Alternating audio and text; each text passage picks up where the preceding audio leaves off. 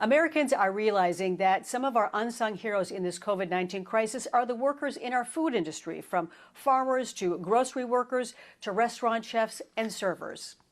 That's right, Alex. And here in Minnesota, we actually have an international celebrity who has always given voice to the values, virtues, and now struggles of food workers around the world.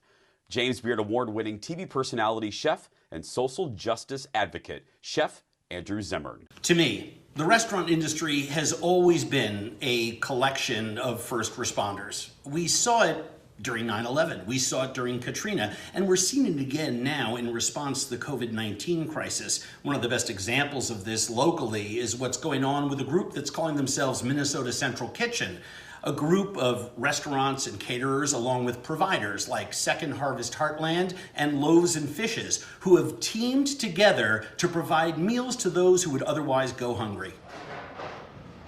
At the same time, they're employing culinary workers and rescuing food from cafes, restaurants, and warehouses that had to shut their doors.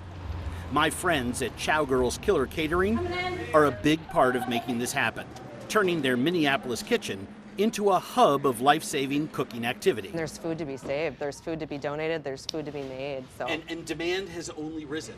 Observing proper social distancing and strict safety measures, chefs and staff from Chowgirls work alongside chefs who volunteer from restaurants all over the Twin Cities to churn out more than 850 meals a day. How did the decision come about to pivot from a catering group into a community resource kitchen? Just easy need, out of pure need. Loaves and Fishes has seen like a 300% increase at all their sites in the last 3 weeks. So these are the people that, didn't have the opportunity or don't have the resources to stockpile. And now more and more people are becoming vulnerable communities. Yeah. Well, and I just think of even just all of the chefs and the line cooks, that have just lost their jobs.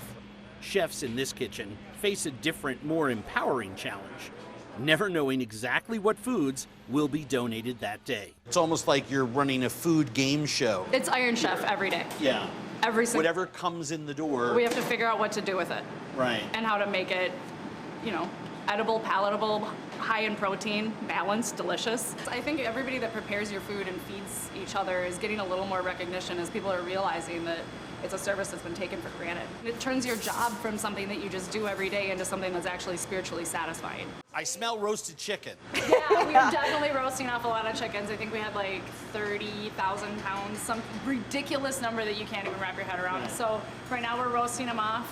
Michael is roasting them off. And we're gonna quarter them and send them out just so people have a little protein in their life. We sent out a whole bunch of romaine for salads. Yep. We sent out frittatas. I mean, we're getting a lot of dairy in because that's what expires first. On this day, the kitchen received ingredients that brought one chef back to his roots. Like bags of cilantro and herbs, and it's like, what are we gonna do with so many herbs?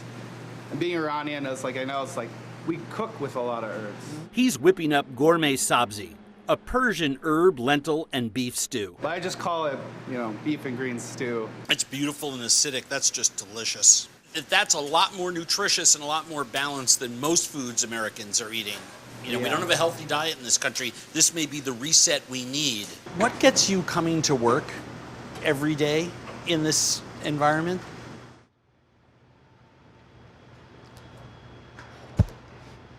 Because it's so important. It's really important, and I have all of these beautiful people that have pulled a whole new business model together in a week and are willing to be here and work hard for the betterment of a community.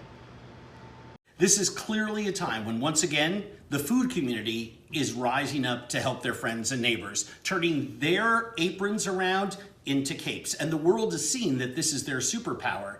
So what I'd like you to do, if you could, is please join me in supporting all of these frontline workers by making a generous donation today to their efforts.